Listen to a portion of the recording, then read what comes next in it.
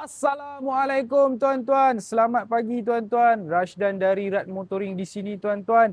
Hari ini tuan-tuan, saya ada lagi satu buah stok tuan-tuan. Toyota Camry. Yang ini Camry 2.0 G-Spec tahun 2009 tuan-tuan. Okey, yang ini CC 2000 sahaja tuan-tuan. Road tax masih lagi mampu milik. Insurans pun murah tuan-tuan. Yang ini sekali road tax insurans hanya RM900 sahaja satu tahun tuan-tuan. Okey, yang ini datang dengan body paint color hitam tuan-tuan.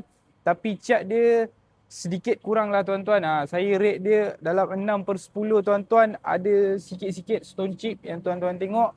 Cala-cala manja yang nak kena buat balik. Okey, bunga tayar dia masih lagi elok, masih lagi tebal. Yang lain-lain semua standard tuan-tuan. Kereta ni dari segi handling, barang bawah, undercarriage, lower arm, steering rack, tak ada masalah tuan-tuan sebab kita dah settlekan masalah itu tuan-tuan. Okey, dari segi engine pula masih lagi smooth, gearbox pun tak tendang-tendang tuan-tuan, mileage pula baru 240,000. Okey, dari segi aircon pula memang sangat-sangat sejuk. Cuma bahagian kosmetik dia ada dashboard sikit yang ada terkopek-kopek sikit sahaja tuan-tuan. Yang ini isu yang sangat-sangat kecil lah. Ini minor punya isu sahaja. Kosmetik punya isu sahaja tuan-tuan. Electric seat dia pun still lagi function.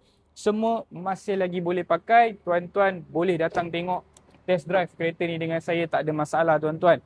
Okey, seat bahagian belakang pun masih lagi kemas. Tak ada crack, tak ada koyak tuan-tuan. Aircon belakang pun masih lagi berfungsi dalam keadaan yang baik tuan-tuan. Tuan-tuan nak mudah, tuan-tuan datang bawa foreman, bawa kawan-kawan yang tahu tengok kereta. Itu lagi memudahkan proses tuan-tuan masa datang cek kereta. Okey? Dan saya tunjuk dekat bahagian bonet pula.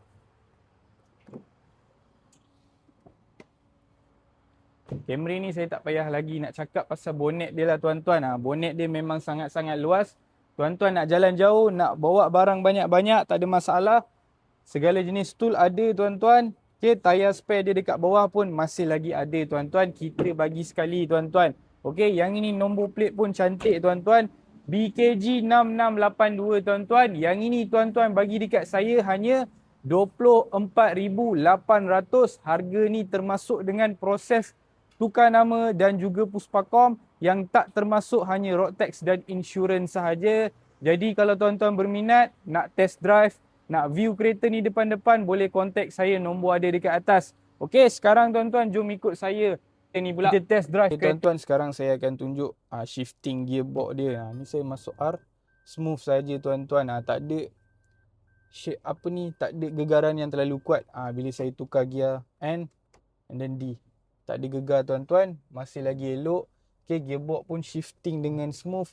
Enjin pun bergerak dengan sangat-sangat smooth lagi tuan-tuan. Okey, ini saya pusing habis pun tak ada bunyi kokek-kokek tuan-tuan sebab kita dah settlekan pasal masalah. Sebelum ni dia ada masalah steering.